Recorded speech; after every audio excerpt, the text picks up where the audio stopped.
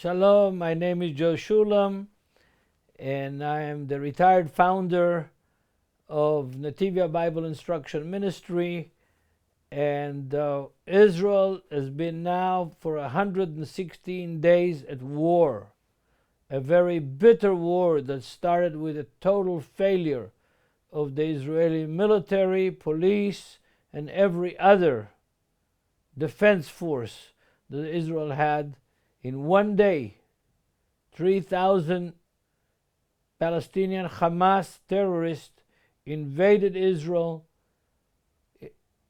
took over several settlements and a couple of towns, murdered very cruelly,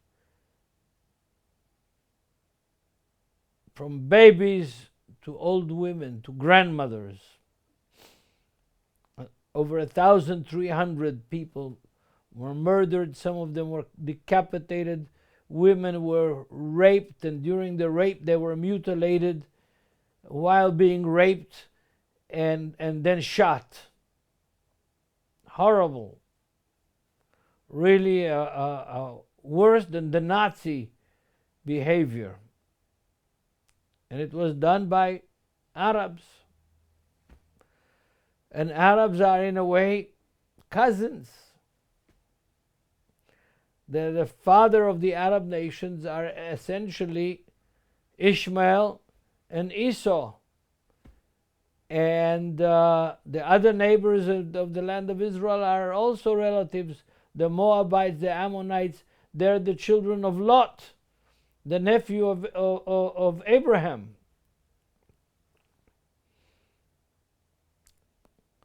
So this war that's been going on now for more than 100 years between the Arabs in the Middle East and the Israelis, the Jews that are returning home in fulfillment of prophecy. And it's not the first time in history that this has happened. During the days of Cyrus, during the Babylonian exile, when Persia became a power, and the Jews that were exiled from Judea became a forceful influence in the Persian Empire. And Cyrus gave them a decree to return back to the land that God gave to Abraham, Isaac, and Jacob, papers and money and license to rebuild the temple and the city of Jerusalem. Then too, the same people that object to the return, to the restoration, to the fulfillment of prophecy for the Jews in the 20th century and in the 21st century, the same people are the descendants of those that objected to the return of the Jews from Babylonian exile 500 BC, in the 5th century BC. Yeah. Well, where is the root of this? What is the root of all this conflict between Jews and Arabs and the neighbors that are all somehow related, relative, cousins? We're all children of Abraham, according to the Bible. What's the root? The root is this. Starts in Genesis. The rabbis rightfully said that everything has its roots in Genesis, in the book of Genesis, including, of course, the genealogy of Jesus starts in the book of Genesis, starts in Genesis chapter 5. This is the book of the genealogies of Adam. And that's how Matthew starts the gospel. This is the book of the genealogy of Yeshua, the Messiah, quoting from Genesis chapter 5, verse 1. Why does Matthew start with this? Because Adam didn't have a genealogy. He was created by God. So if God can take a lump of clay and make Adam from it, he has no problem of inseminating a woman with a human seed, Mary, and having Yeshua as the Son of God. But that's another topic. So it all starts with this, that Abraham and Sarah come to the land of Canaan. And God promises him already in chapter 12 that he will have a descendant, and that his descendant will become a blessing to all the nations. But years pass by. Abraham gets old. Sarah becomes 90 years old and she still doesn't have a baby, doesn't have a descendant. Abraham doesn't have a descendant. Sarah suggests that Abraham will take an Egyptian handmaid, servant of Sarah, have sex with her, and have a son, so that he will have an heir. Sarah jumped the gun, so did Abraham. Didn't have patience. And a son was born to Abraham from Hagar, the Egyptian servant, slave. But then in chapter 18 of Genesis, the three angels come and proclaim to Abraham and Sarah that Sarah will get pregnant. Sarah laughs and says, how could a woman that long time ago already has lost her fertility, she could have a baby now at the age of 90? She laughs, and then 9 months later, she has a son, and his name is Isaac, which means laugh. The root of the word laugh. And Isaac is born. And there's a big celebration in chapter 21. Abraham celebrates that Isaac was weaned around the age of 3. And of course, Sarah gave Hagar to Abraham. It was with her consent. It was her idea to begin with. But when Ishmael or Isaac is born, Ishmael is around a teenager, a young teenager. The rabbis say he was 17. The Bible doesn't say that, but he's already a teenager. And of course, Sarah and Hagar were very close to each other. They weren't enemies. But suddenly in Genesis chapter 21, verse 9, I'm going to start reading from verse 8, talking about Isaac. Genesis 21, verse 8. So the child grew and was weaned, and Abraham made a great feast on the same day that Isaac was weaned. And Sarah saw the son of Hagar the Egyptian, whom she had borne to Abraham. The word is used, scoffing. Scoffing is making fun, teasing, but not in the form that it is written in Hebrew. The word that is used in Hebrew is from the same root as Isaac, which means to laugh or to scoff, to make fun of. So Sarah sees Hagar's son Ishmael scoffing with Isaac. Verse 9 of chapter 21. So she goes to Abraham immediately and says, cast out this bondwoman and her son, for the son of this bondwoman shall not be heir with my son, namely Isaac. Sarah understands whatever Ishmael was doing to Isaac was to neutralize, to neuter Isaac from being able to have children, from wanting to have children, so that Ishmael will be the heir of Isaac and all the blessings that God gave to Abraham and his seed forever. That's the root of the problem already in Genesis chapter 21.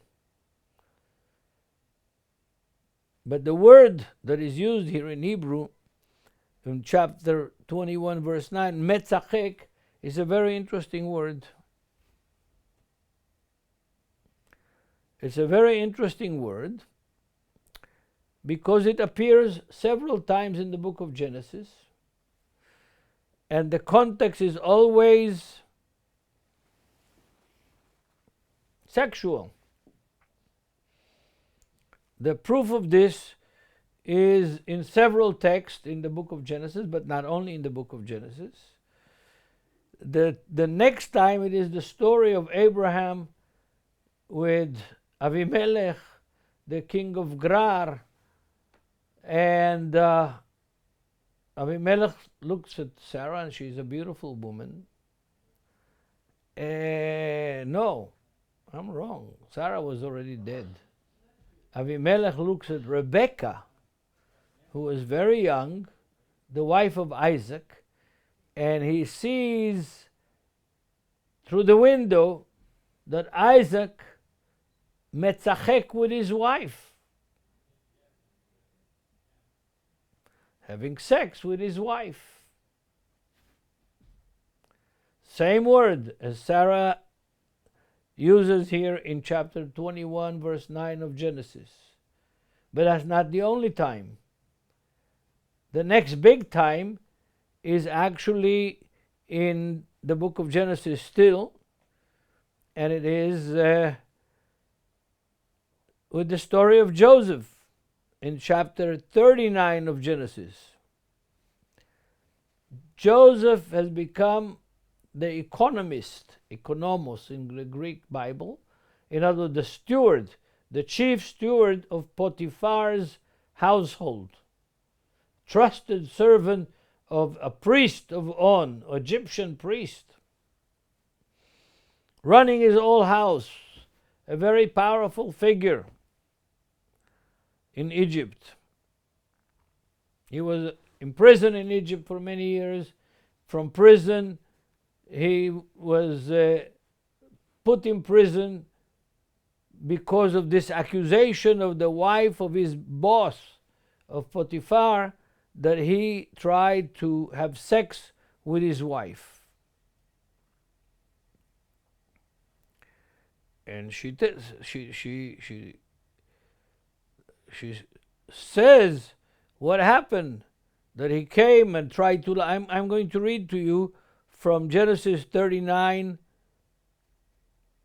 verse 11, from the Hebrew translation of the 5 books of Moses.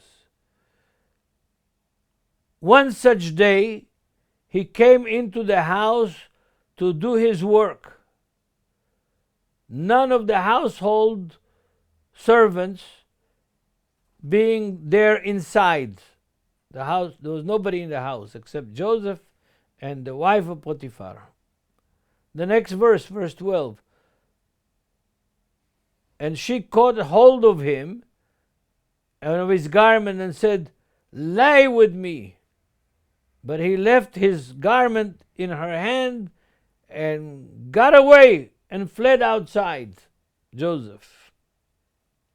When she saw that he had left in her hand the garment and fled outside, she called out to her servants and said to them, "Look, he had to bring us a Hebrew to dally," metzachek, the same word that is in Genesis 21 verse 9, to dally with us. This one came to lay with me, to sleep with me, to have sex with me. But I screamed loud. And when he heard me screaming at the top of my voice, he left his garment with me and got away and fled outside. On that accusation, Joseph goes to jail. Yeah, because that same word is in this context, and in the context with Rebekah and Avimelech, and in the story of Sarah, seeing Ishmael scoffing, having sex, ruining Isaac. Now this is the root of all the conflict, right there. But it's not the only root. There are many more roots. Yes. The next big deal is again problem with brothers. Rebekah is the wife of Isaac. But Isaac was 40. That the book of Genesis tells us that when Isaac married Rebekah, she was young, around 18, and Isaac was 40. What is this? Why was Isaac 40 and he didn't even look for a wife? Abraham had to send his servant to look for a wife for him. Because yes, Ishmael succeeded in taking away the desire for sex with a woman from Isaac. And he gets married to Rebekah. He's 40 and she's like around 18. And from then on, she runs his life and the life of her son. And that in her womb, it says, and it's quoted in the New Testament also, that the two boys in her womb were already fighting with each other in her womb before they got born, before they came out to daylight. And so that, the second round of problems in the family, of scandal in the family, between Esau and Jacob. It says Jacob was a man sitting in the tent, meditating. And Esau was outside hunting. He was an outdoorsman. And Jacob kind of takes advantage of Esau's simplicity. And Esau comes from the hunting hungry, and his brother Jacob, instead of treating him like a brother, treated him like a businessman and sold him some red soup, maybe lentil soup, red lentil soup, in order to get his inheritance, because he came out first from Rebekah's womb. He was the oldest, maybe seconds, maybe minutes, but he was the oldest. So that enmity adds to the enmity between Ishmael and Isaac. And now it's between Esau and Jacob. In the family. Those are the roots of the conflict. It's about inheritance. And a part of the inheritance is spiritual, and a part of the inheritance is the land. The land that God gave to Abraham and to his seed as an eternal inheritance. But it's not only the land. It's the spiritual inheritance of who is going to bring a blessing to the whole world. And long before the Jews returned to this land, in the end of the 19th century, beginning in the end of the 19th century, long before that,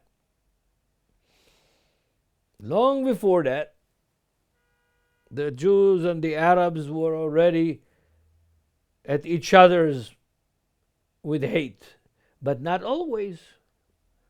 There were 500 years of the golden era of Jewish history when the Jews were in Spain, not in the land of Israel, but in Spain and Portugal in the Iberian Peninsula. 500 years that is called the golden era of Jewish history under Muslim rule. How could that be?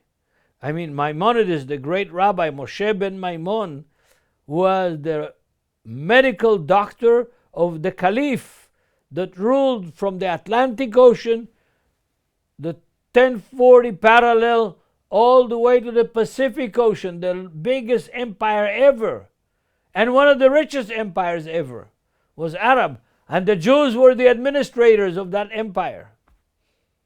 They were the doctors and the professors in the universities and the merchants that had shipping between Spain and Portugal and India and Philippines and Indonesia and Malaysia,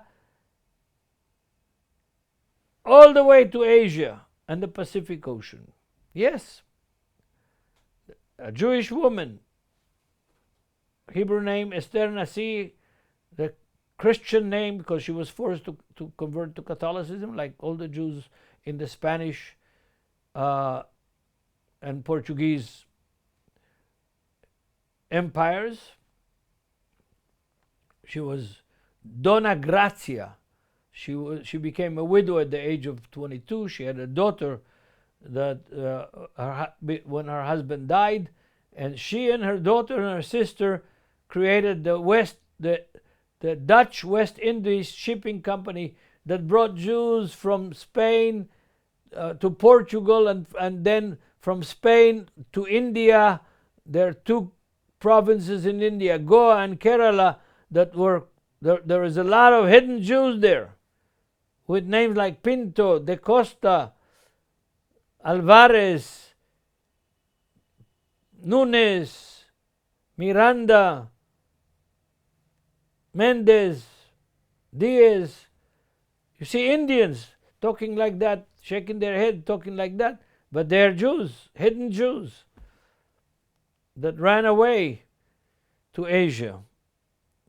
So when the Jews were not in the land, the Arabs and the Jews got along, although the Arabs looked at Christians and Jews under a Muslim law called Minya, and they looked at them as inferior human beings with lesser rights.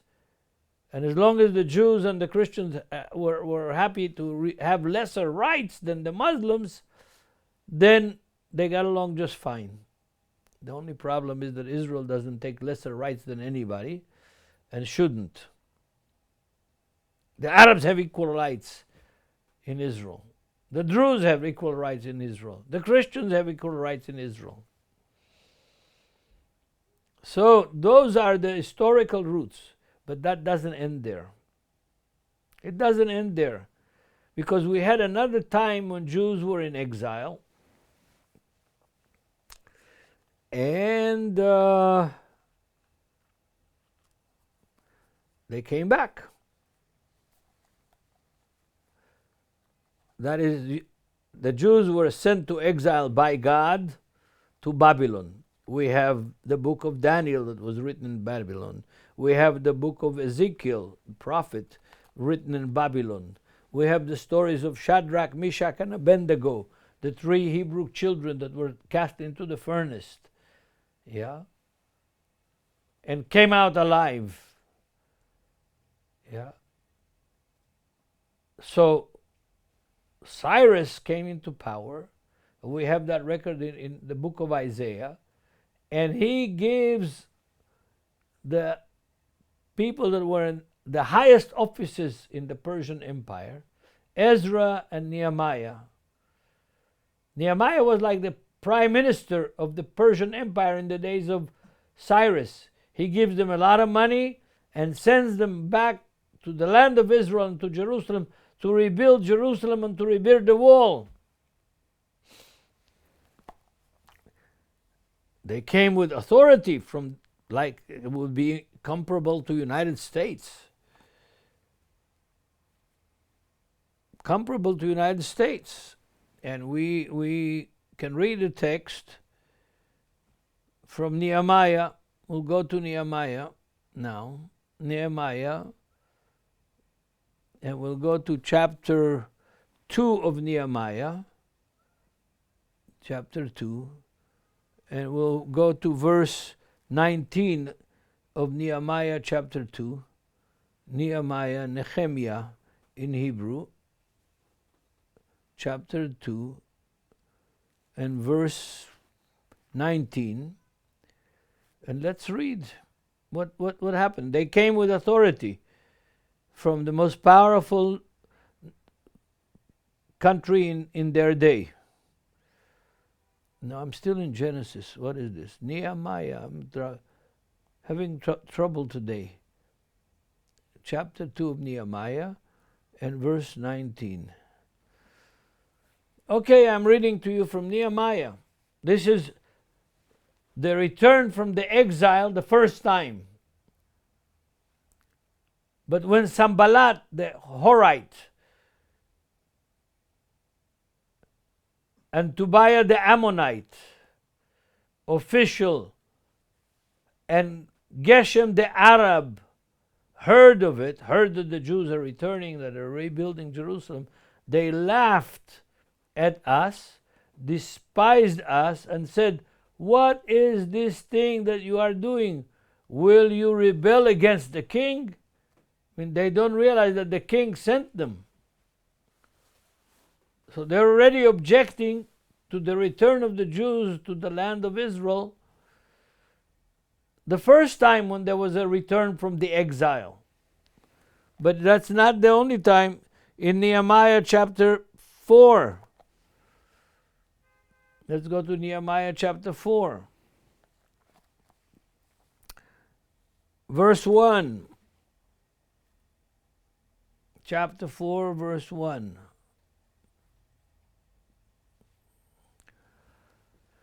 Again, chapter 4, verse 1 of Nehemiah. It's in English, in Hebrew, it's chapter 4, verse 1. In English, chapter 4, verse 7. Now it happened when Sanballat, Tobiah, the Arabs, both of them Arabs, the Ammonites and the Ashdodites heard that the wall of Jerusalem is being restored and the gaps, the holes in it, were beginning to be closed, that they became very angry. And all of them conspired together to come, attack Jerusalem, and create confusion. Nevertheless, verse 9, we made our prayers to God, and because of them, we set watch against them day and night. In other words, the neighbors, the Arab neighbors, wanted to destroy what the Jews built, and the Jews set watch day and night to keep their neighbors from destroying what they built. They're mentioned again, the same thing is mentioned again in chapter 6 of Nehemiah. Chapter 6 of Nehemiah in verse 1 also. It may be different in English. Chapter 6 verse 1, and it's okay, the same as in English. Now it happened when the Sanballat, the Tobiah, Geshem the Arab, and the rest of our enemies heard that I had rebuilt the wall, that there were no breaks left in it. And that time I had not hung the doors of the gates yet.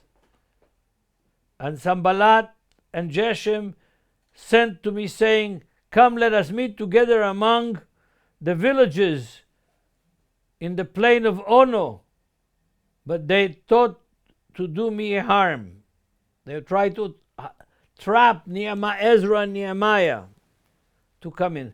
These are the biblical roots of the conflict between Israel and its neighbors. The conflict is spiritual to begin with, because when Muhammad came into power and he went to Medina, and there was a large group of Jews there, he tried to wipe them all out. They did nothing to him. They did nothing to him. But he slaughtered many of them. Those are the roots of what's happening today, folks. And Christians should know, and Jews should know, that the problem is not land. The Arabs have lots of land. There are 7 countries close by to us are all Arab. Some of them are very rich. They have oil. We have made peace with some of them, and we're about to make peace with Saudi Arabia as well. Those are the roots, folks. And Christians and Jews and the world should know that the roots are spiritual. The roots have to do with what God had designed for history. Not only history of the world. No, I should reverse it. Not only Israel of the Jews and the Arabs, history of the world. Because God, when He called Abraham, He said that Abraham and his seed will be a blessing to all the world. That those that bless them will be blessed, and those that curse them will be cursed. Look at the Arab world. Look at the Palestinians. When Israel had the 6-day war and took Judea and Samaria and the Golan Heights, I traveled in the villages that today are flourishing with wealth.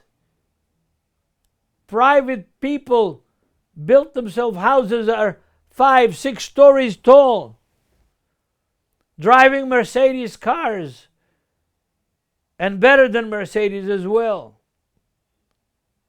There is no Arabs better educated than the Palestinian Arabs, because they were educated here in Israel to begin with.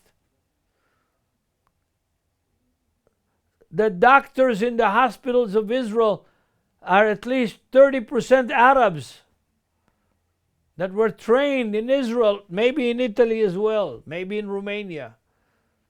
Yeah. But most of them were trained here in Israel.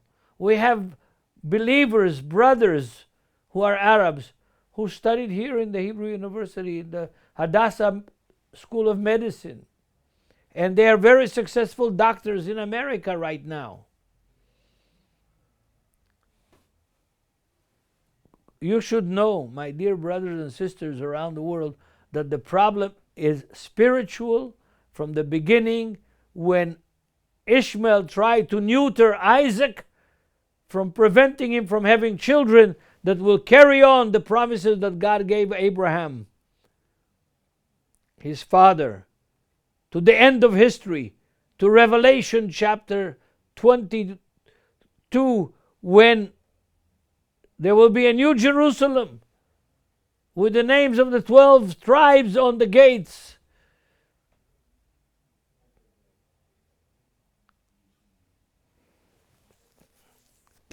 King Henry's name from England, that beheaded 5 of his wives, is not going to be on the gates of the New Jerusalem. Neither will be Luther, Martin Luther, nor John Calvin be on the gates of Jerusalem. It'll be Israel, the 12 tribes of Israel, with the 12 Jewish apostles on those gates. Yes, what happened on the 7th of October 2023 was something that was planned for years by the Hamas. Hamas is a biblical word. Hamas is a biblical word. It means violence, translated to English as violence. Yes, those are the roots. And what they did, they planned for several years, meticulously planned. They planned to burn people alive in their houses. They planned to kidnap girls and rape them on the way and mutilate their bodies. And some of them they shot after they raped and mutilated them and left them laying there on the side of the road. They planned to do such horrible things to instill fear in the souls of the Jewish people in Israel and around the world. But they didn't succeed that, because our paradigm is from the book of Exodus chapter 1, where it says, the more they persecuted them, the more they grew. The more they pressed us, the more we succeeded.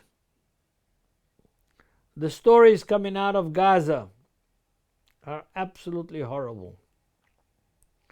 We still have 120, near 130 hostages. Some of them are babies. They killed their parents in front of the babies. Are hostages in Gaza. So, dear brothers and sisters, yes, we need you.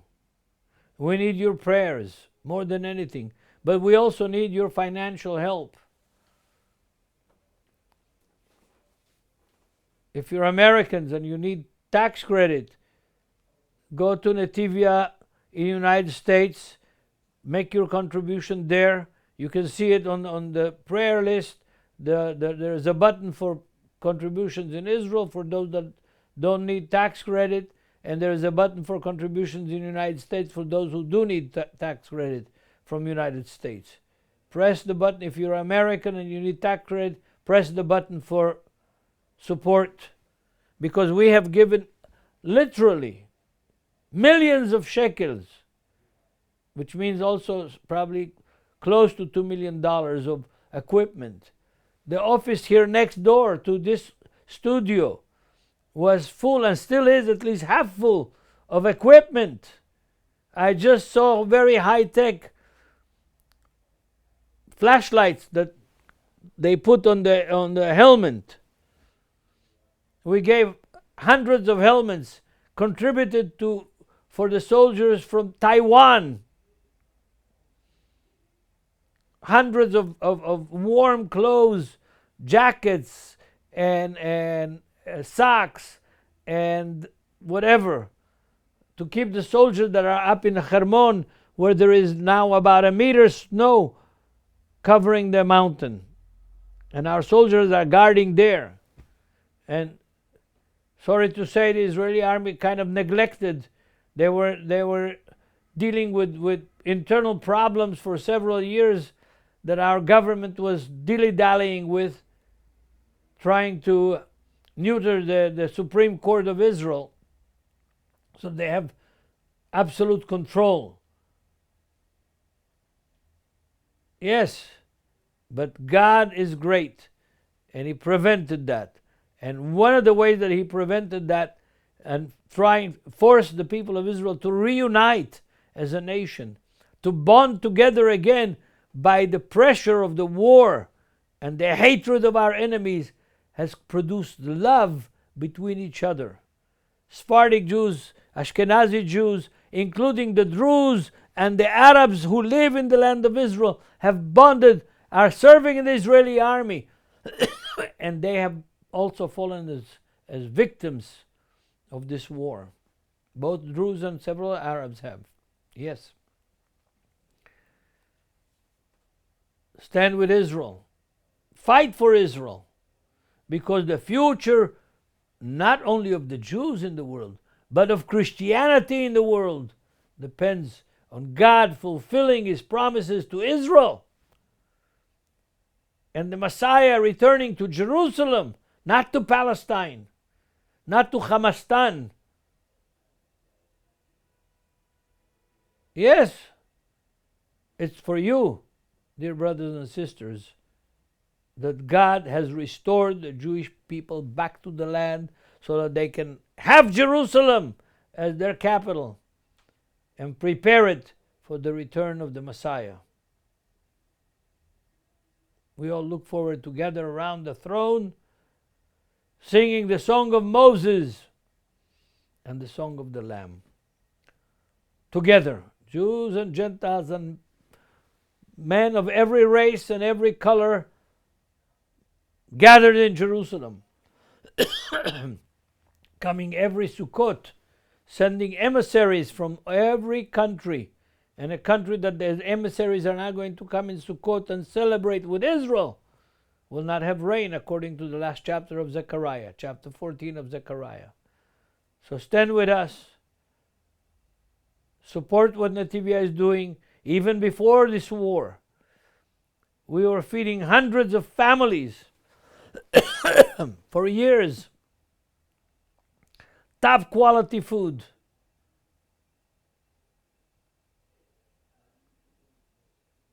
Those hundreds of families were around 1,000 souls for years and years, providing food for every day of the week to these families that the city of Jerusalem sent to us.